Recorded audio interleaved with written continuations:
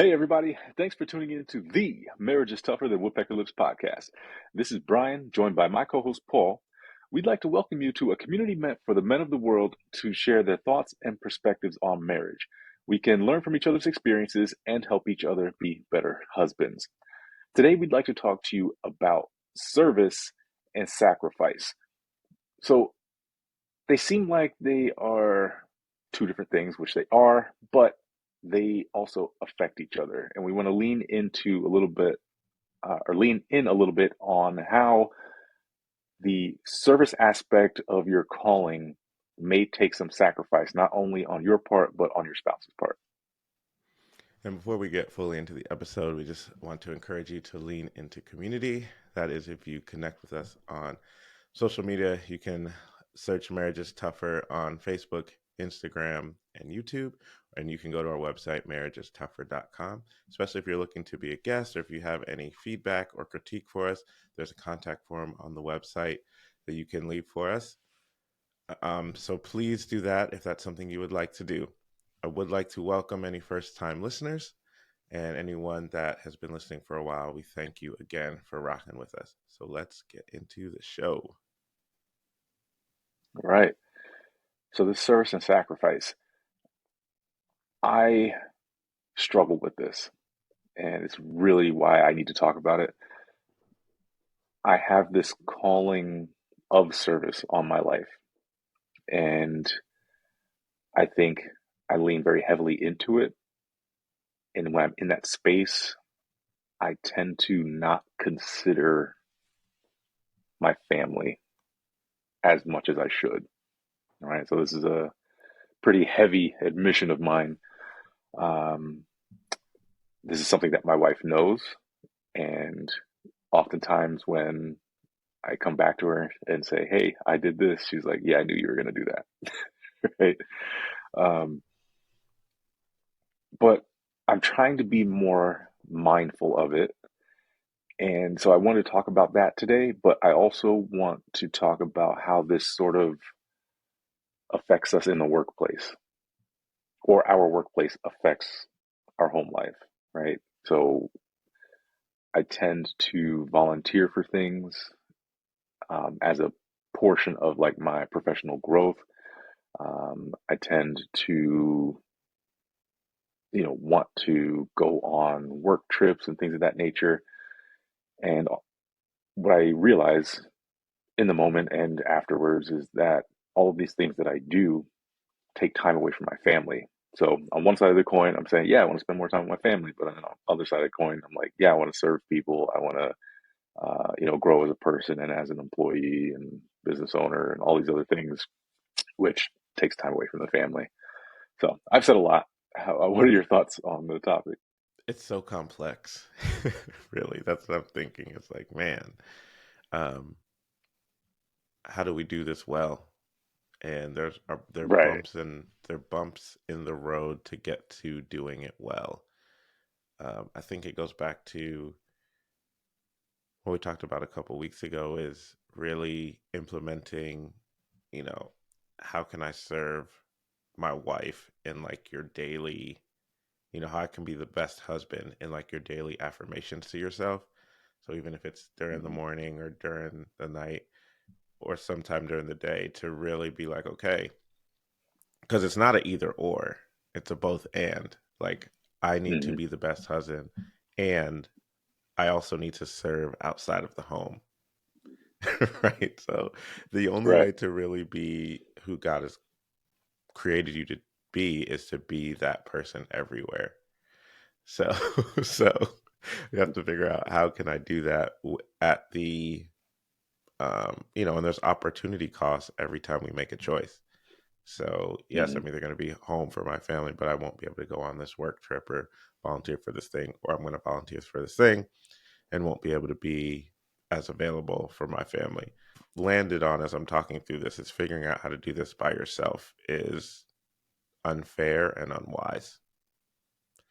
And I think a lot of True. times we just make decisions just because it works with our schedule, or we look at our calendar that we have with our wife and, all the events like, oh, yeah, that fits on that day, but not really or I should say, and we don't say, let me think about this. Let me go talk to my wife about how she feels, right? Because just because it fits on the schedule, if you have, you know, 2 Mondays in a row where it works out, that might not work with what she has in line or what's needed.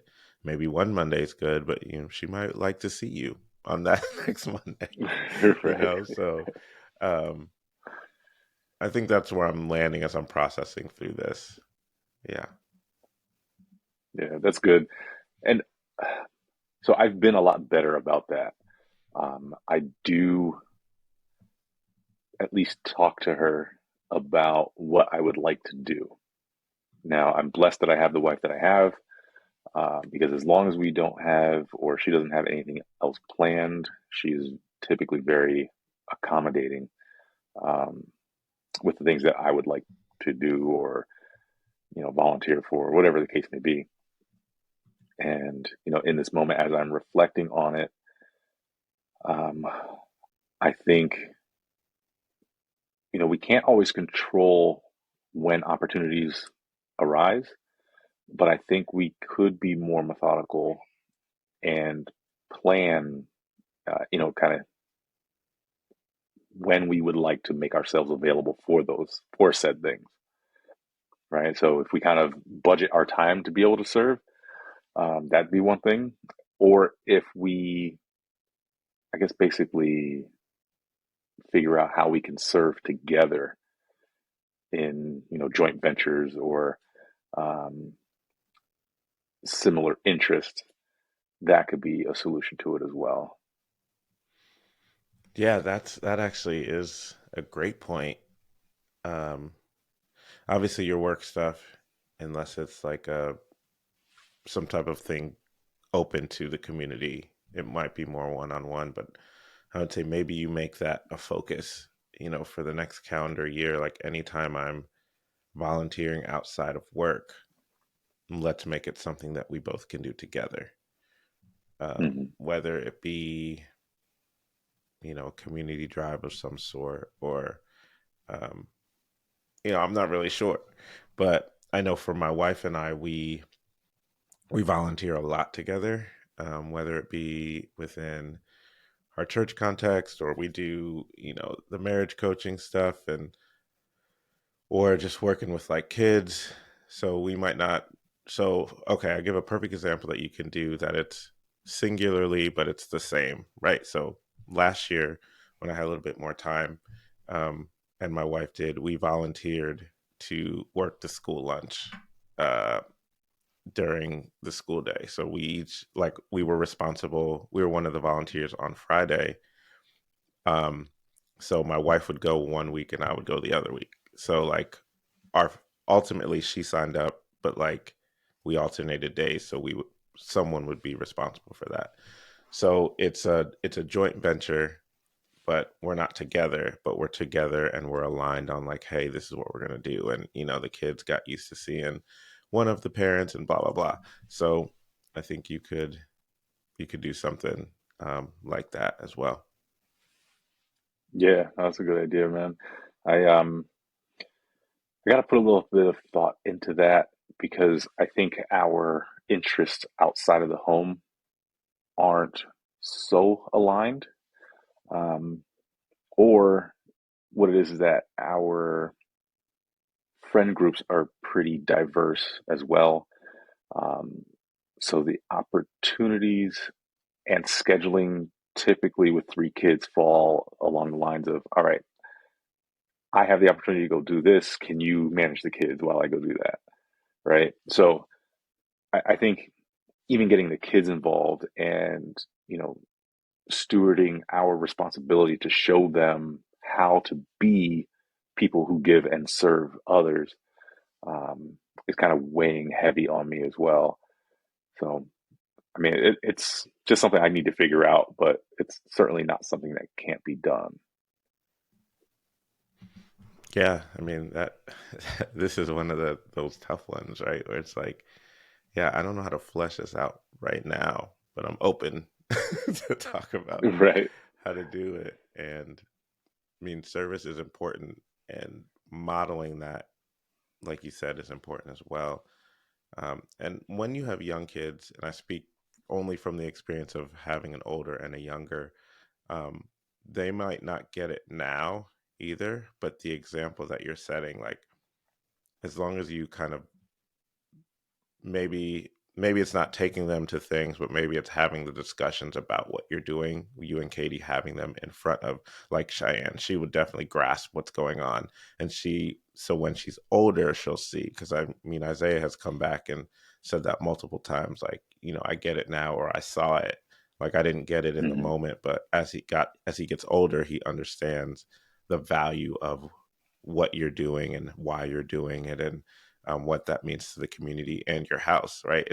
It's putting forth a good name for the Hooks family. Like this is what we do, we serve, right? Yeah. See, So, now therein, um, go ahead.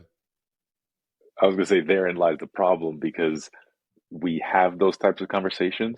And my oldest daughter, for example, is like, okay, so when are we going? Right. So, like, you gotta kind of be careful with the conversations you have. Like, obviously, it's a great idea to Hmm. give them the example and have those conversations. But then she's like, all right, so then we're doing this, right? Like, there's you just told us this is something we should do. Let's go do it. So you kind of commit yourself just by having Yeah, that yeah, conversation. yeah, yeah. Yeah, so I guess more selective combos, right? Whether it's prefacing it, this is the idea, or you and Katie already have it solidified that we're going to do it, and you're just kind of Hmm. walking through the steps.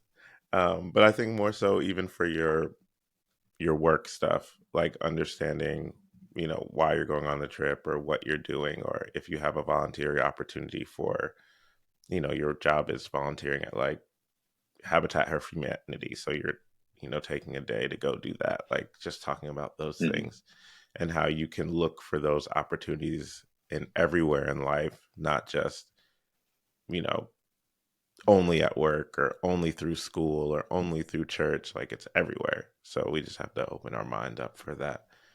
Um, but back to the that opportunity cost of being at home or at work. Um, so yeah, definitely communicating with your spouse is, I think, a good path forward. Um, and I think just not committing right away is another Hmm. way to do that. Just tell whoever is asking that you'll consider it, and then just really think about it, because that also gives you a chance to again come back to your spouse and say, "Hey, this is what I'm thinking." Even though, like you said, like she knows you, she knows you're going to want to do it. You're going to do it. It's a part of your DNA. But I think opening Right. that space for her to just be a part of it also helps. A very recent example I could give the audience is, I had an opportunity to pick up some on-call shifts, which technically isn't part of my job, um, but they asked if I could make myself available in just a temporary capacity. And, they gave me the dates. I told them, I would like to help, but I have to go have a conversation with my wife. And also, the days that were available would fall on the same days that I work in my business. So, this is nothing that they aren't aware of. Um, I basically had that conversation with them and then came back to them the next day. But within the conversation with my wife, she was like, okay, I'm cool with you doing this, but not on the days that we already have plans or on the days that it's our kid's birthday, right? Which two of the dates fell on uh, birthdays, and I think one may have fallen on a day where we had plans previously. Um, but more or less, not that I forgot, but it's worth the conversation just in case there is something you forgot. So now you're saving face from having to go back to your employer and say, "Hey, I know I committed to this, but now I can't do it." Right? Um, it's that check-in is good. Shameless plug for that calendar we use now that we don't get paid for it. I just want to share this useful tool is the Skylight calendar. If you Google that, um, it is a shared digital calendar that you can set up somewhere in your house, connect it wirelessly to your Wi-Fi, download apps to your wife's and your phone, and you can share things instantly with each other through the calendar, schedule things instantly through the calendar, and really just keep your family on the same page.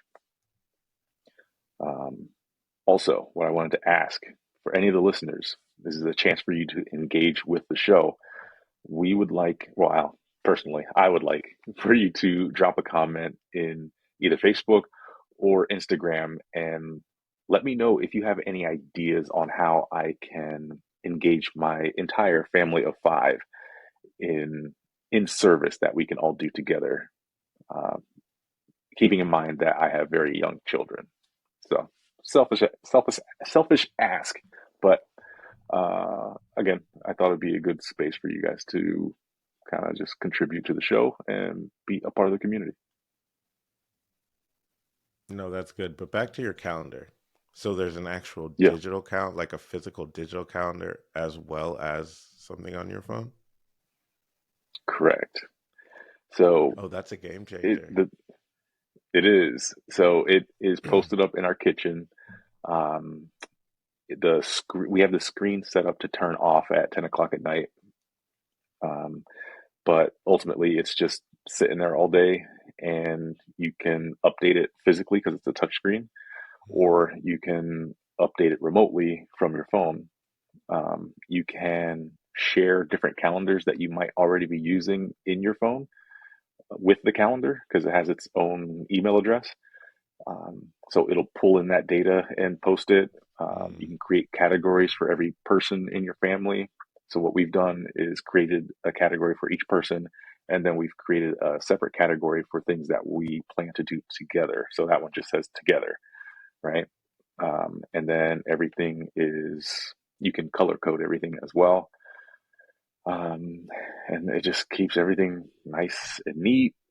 We view it typically in the week format, so we see what's going up or Hmm. coming up this week. But like I said, it just stays posted there, and it just makes life very convenient. It is not cheap. I'll put that out there. I Yeah. think the version that we got was right around $300, maybe a little bit more. Um, but as much as it took me to get over the hump of spending that money on a calendar, um, I very much feel like it was worth the money now. I mean, anyone that has anything going on can see the value. May not have the cash right on hand to do it, but yeah, to Mm-hmm. be able to use the digital side, because yeah, I was just thinking, my wife and I, we have a calendar. We each have our separate calendar. She has a ton of work calendars as well. Um, but in essence, we just see each other's calendars. So sometimes there'll be duplicates. Like if I accept something that's on her calendar, now you have two.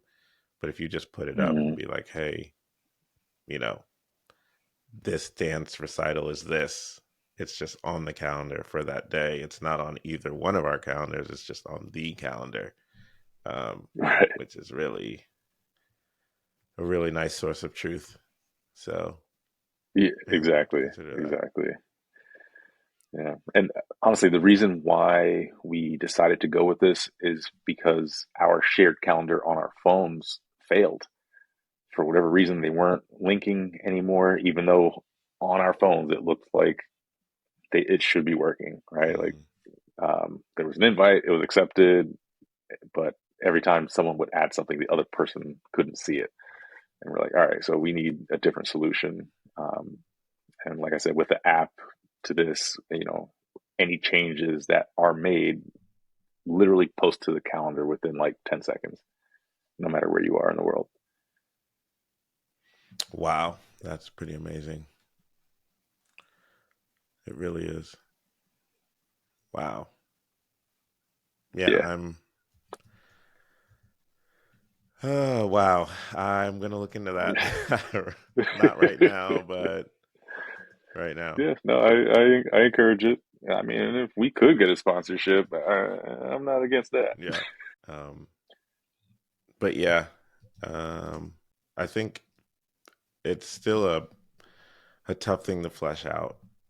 Um, Knowing that we're called to serve, and finding a way to do that and still involve the family. I think once you find that family piece, oh, this is what I'll say. The amount that you can serve outside of the house shifts based on how life is going or whatever stage in life you're in. So there may be a need or a want to serve all the time, but right Hmm. now in this season with the three young ones, it might not be what you might not be able to serve as you normally have, and will all come back around once they get older. Um, you may be able to do different things or be able to take them differently where you go, and they may be more self-sufficient, so it may not be as much of a burden on you know your wife or whoever's watching them as you're doing things out the house. And as you and your wife talk about what works for both of you to serve, you may see different opportunities, so it won't feel like you're having to choose between her and the service that you're doing. So I think it's just more having conversations and be open, like everything. Communicate, be open to change, and be open to new things. And I think that's a those are good paths forward to try to figure out the best way to keep serving, but staying as available as you can for your family. Yeah, that's a good word, man. Um, I don't think I have anything else to add on the topic. Um, it's like I said, something that's weighing on me because this calling for service is so prevalent in my life, Hmm.